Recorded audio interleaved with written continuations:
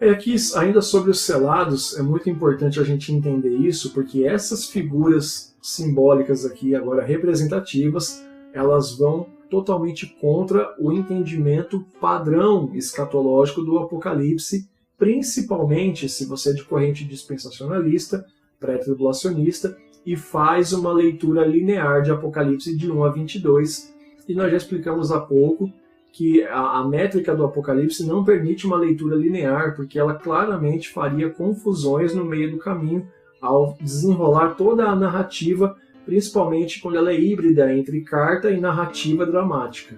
Tá?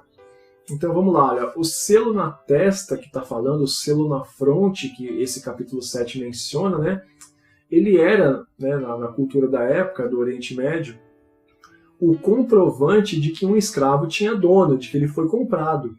O próprio cântico que a gente viu agora há pouco, né, dos seres viventes, tal, dos anciãos, era de que o Senhor ele era bendito porque ele havia comprado para nós com o seu sangue pessoas de todos os povos, línguas, tribos e nações. Comprado com sangue. O selo indica que alguém foi comprado, que tinha dono. Esse texto aqui daqui a pouco vai dizer em alguns versículos que os homens foram comprados e lavaram suas vestes no sangue do Cordeiro, e que isso era o selo. Então entenda, o selo na testa era o comprovante de que um escravo tinha dono, foi comprado. No contexto do Apocalipse, sempre que refere-se a alguém que foi comprado, a referência que vem juntamente na perícope ali é comprado pelo sangue, comprado com o sangue do Cordeiro. Não tem como você desassociar uma coisa da outra. O comprado aqui no Apocalipse sempre está relacionado ao sangue, que é moeda espiritual de compra, com o qual Jesus nos comprou para eles. E como diz o texto, nos constituiu reino e sacerdotes para reinarmos com ele. Então é importante ter isso. O conceito de escravidão aqui era absolutamente diferente dos nossos dias. Hoje, se você fala sobre escravidão, você pensa em opressão, em abuso, em trabalho forçado, em desigualdade social, um monte de coisas.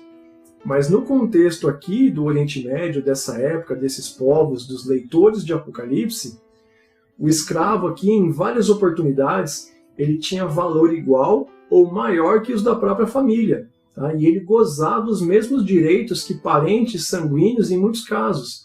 Tá? Em várias situações aqui, os escravos que trabalhavam para uma família específica, para uma aldeia, para uma tribo, eram considerados parentes, às vezes tinham até mais valor e gozavam dos mesmos direitos. Tá? Tem um exemplo aqui, na própria Bíblia Sagrada, que, por exemplo, se ele fosse estrangeiro, por exemplo, ele tinha leis específicas para não ser abandonado pelo seu dono pelo fato de estar longe da terra dele e da família dele. Eram resguardados os direitos dele por ser estrangeiro.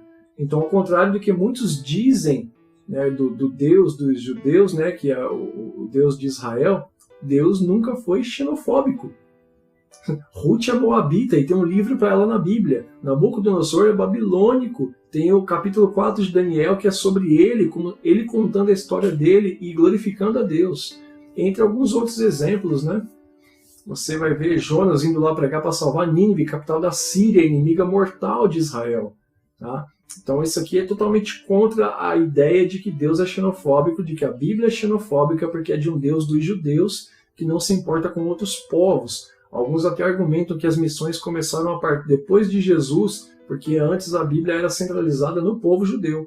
A realidade é que a Bíblia conta a história de um povo que não somos nós, de um Deus que não era o nosso, para um povo que não somos nós, de um país que não é o nosso, mas a graça dele se estendeu aos confins da terra, e nós somos benditos desde Abraão, porque em Abraão todas as famílias da terra foram benditas. É importante que isso fique claro. Então, por exemplo, em Êxodo capítulo 20, verso 10, você vai ter ali os 10 mandamentos, né, os famosos 10 mandamentos que Moisés recebe de Deus. Então, em Êxodo 20, 10, por exemplo, quando Deus fala sobre a guarda do sábado, Deus ele não permitia que o servo ou o estrangeiro do judeu trabalhasse enquanto o judeu guardava o sábado.